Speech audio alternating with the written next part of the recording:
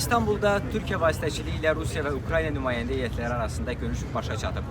Türkiyə tərəfi İstanbul görüşünün yaxın zamanda daimi atəşkəs və mümkün sülh üçün zəmin yarada biləcəyini hesab edir.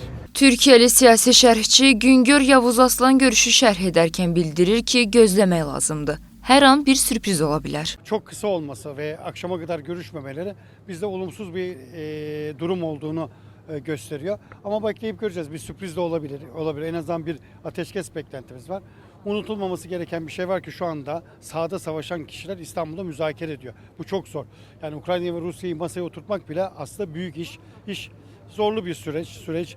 Belki İstanbul'dan ayrılmayabilir. Bugün Ruslar ara verdik diyor. Bu çok önemli. Ruslar ara verdik diye bir açıklamada bulundular. Bekleyip göreceğiz. Bana göre resmi açıklamaları beklemek gerekir. Zaten Cumhurbaşkanı Erdoğan ateşkes ve barış için her zaman ev sahibi olacaklarını belirtti. Bugün belki bir sonuç çıkmaz ama belki yarına kalabilirler. Önümüzdeki günlerde de müzakereler olabilir. Zaten Ukrayna ve Rusya iki tarafta İstanbul'da görüşmeye sıcak bakıyor.